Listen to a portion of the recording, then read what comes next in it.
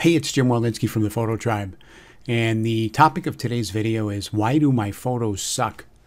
Now, I'm not suggesting that your photos suck. I'm not suggesting that you think your photos suck. What I am suggesting is I get this question a lot. Why are my photos not what I expect them to be? Why can't I make photos intentionally? I seem to stumble across things that are good rather than being able to control the entire process of making a photograph. And that's what this video is about. My friend Blake Rudis and I have been talking about this problem for a while now. And we've been talking about it because when we teach together or individually, we each get asked this question a lot. So we thought it would be a good idea to each record a video on our respective YouTube channels that addresses this issue. Let me suggest to you that there are two things that are causing this problem for you. The first thing is that you are probably missing the single most important moment in the creation of a photograph, and that's what I call the moment of impulse. When you're out shooting and you decide that you're going to take a photograph of something, and you pick up the camera and you put it to your face so that you can snap the shutter button, something happens in that moment. I call that the moment of impulse. It's the thing that causes you to want to take a photograph. And you've got to pay attention to that because the answers to all of your questions about post-processing and about what do I do with this photograph and about what's my vision, all those answers lie in that moment.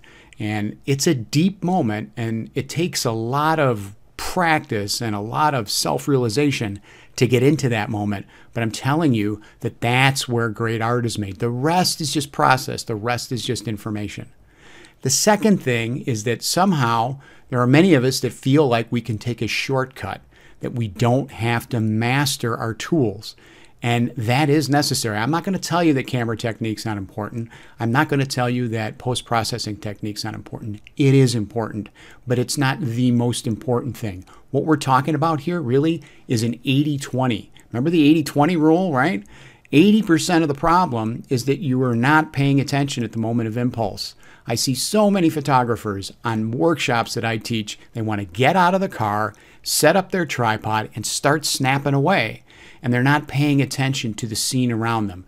They're not immersing themselves in that moment and trying to figure out what it is that's speaking to them, that's making them want to take a photo. And that's the big thing that you have to be paying attention to. Now, back to the 20%, it is vitally important that you master your tools. You shouldn't have to look at your camera when you're shooting. Say hello to my cat, because there she is. Maddie, what's up? It is vitally important that you master your tools. When you're out shooting, you shouldn't have to be hunting through the menu on your camera all the time. Who does that? I see people do that all the time. You should know where the stuff that you need to access on your camera is at. You should know how to operate your camera. You should know where all that stuff is. You shouldn't be struggling to figure out how to get a good exposure. And the second thing is that you should know your post-processing software well enough that you can get a decent result in 10 minutes. If you can't get a decent result in 10 minutes, you've got some work to do. So what I'm trying to tell you here is that making art's not easy. Newsflash, right? We all know that making art's not easy, but we want to think it's easy. We want to think that, well, you know, if I just get the next new lens or the next new piece of software that's going to solve my problems. That's not true. And I know that's not true because I can take the crummiest camera in the world, or I can take the worst cell phone in the world, and I can walk into a room and I can get 25 good photographs in 5 minutes. And that's because I'm actually seeing what's in front of me. I'm not just looking around for a great photo. I'm seeing the shapes and the geometry and the light. And that is the beginning of a good photograph. So let me give you a couple of examples. So take a look at this photo. It's kind of a mess. First of all, the white balance is terrible because of all the yellow lights in the city. And secondly, I shot it with a wide angle lens and it's got all these converging lines. And, you know, what are you going to do with this? When I shot this, I knew exactly what I wanted because I was paying attention, because I was immersed in the moment. And I'll tell you what I was after. So this is the Bean in Chicago. The Bean is a very famous sculpture on Michigan Avenue. And what I wanted was the Bean to look like a jewel, to look like this dazzling jewel in the city. And so I knew this was going to be a black and white photo right off. And I spent probably an hour or so working on it, and this is what I came up with. Now, my post-processing on this was easy because I knew where I was going. I didn't have to spend a whole lot of time fooling around. So this is a perfect example of being in that moment. So let's look at another one. So this is another famous building in Chicago that's at the south end of the loop, and it's this glass and metal building. It's an awesome piece of architecture. And I'll bet you I shot this 10, maybe 15 times, but I rejected all those shots because when you shoot this building and there's sunlight anywhere, it's glass and it's metal. So you get all this crazy specular light, and it's just impossible to deal with. So I had to wait for the right day, a really overcast day, very flat light. And what I wanted was the repeating patterns in this building and the roundness of this building to be emphasized in my post-processing. And I saw it in my head way before I ever edited it, and this is what I ended up with. So let's look at another one. This was taken at Olympic National Park earlier this year. And when I shot this, what I was thinking about, what struck me about this is that, it's Island of Lost Souls is what I titled it, kind of like a pirate island or some kind of weird stuff going on there. I didn't get a real good feeling from this island, and so I tried to represent that in my photo. Now, this is the scene the way it presented itself. But because I was paying attention to the chord that was struck inside of me when I first saw this, I was able to capture something else. I took another lens out of my bag and I shot this. And so you can see it's nice soft focus. It's a bit of a long exposure. And because I shot what I was after, not just spray and pray and get a bunch of shots and hope something's good, I spent less than an hour post-processing this, and I ended up with this. This is what I experienced when I was there. I was replicating my inner experience. And that's what art is. Ultimately, art is self-expression. I don't care if it's photography, music, sculpture, painting, writing, drawing, whatever. It's self-expression. And if you're not paying attention to yourself, if you don't know who you are, how can you possibly express yourself? Here's another one. So I was at the Salk Institute in La Jolla, California last year. I was shooting with a Lensbaby that day, and I shot this. Now, the Salk Institute is a mecca for architectural photographers. Everybody wants to go there because of the way it's laid out. But I didn't want to shoot it like everybody else. I wanted to shoot an experience of it. And for me, it's kind of a mystical place because of the geometry of the way the buildings are laid out. And for those of you that know anything about dynamic symmetry, it is dynamic symmetry in action. I mean, you can stand at the back end of this plaza and see the Fibonacci relationships between the buildings as they march down this plaza. And I sat there all day. And there was this guy down at the end of the plaza all by himself, just walking across. And for me, it was a guy walking on the edge of the world. And that's actually what I titled the photograph. And here's the final version of that photo.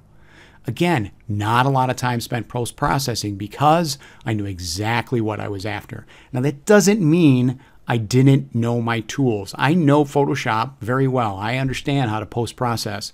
That allows me to take risks in the field that other people might not normally take. I know what I can get away with in post.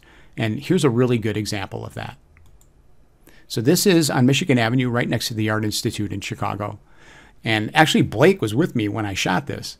And as I stood in front of it and saw this light, this stuff right here kind of streaming down in here, I just had this vision of something like this.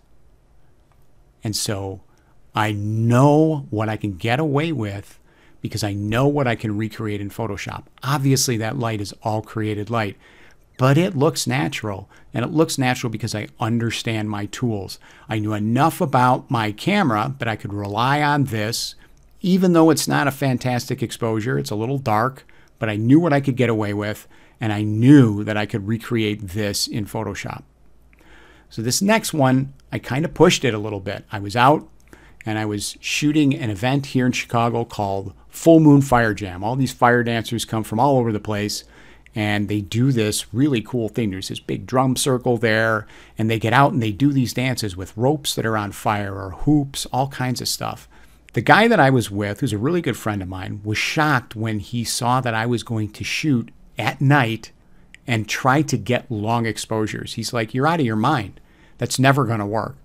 But I knew my equipment well enough that I knew exactly how to shoot this, and I knew exactly what I could get away with in post. I knew some stuff would be blown out, but it didn't bother me because I knew that I could create this, which is exactly what I wanted. So I wanted this woman emerging from the fire, and I actually titled this Firewoman. And this really bears little resemblance to what you see here. The basic photograph is there, but because I understand my tools and because I know my vision, and I know my vision because I pay attention to the moment of impulse, I was able to create a photograph like this. And I won't lie to you, this one took a while, but the point is I knew where I was going the entire time. I knew what I was after. So my friend Blake and I, because we've been talking about this for a while, are releasing a course coming up really soon that deals with just these issues, because we know that addressing these issues is going to make you a better photographer. What's going to make you better isn't knowing more Photoshop techniques. It's not buying the next lens. It's not having the best tripod or needing a new camera. None of that stuff is going to make you better.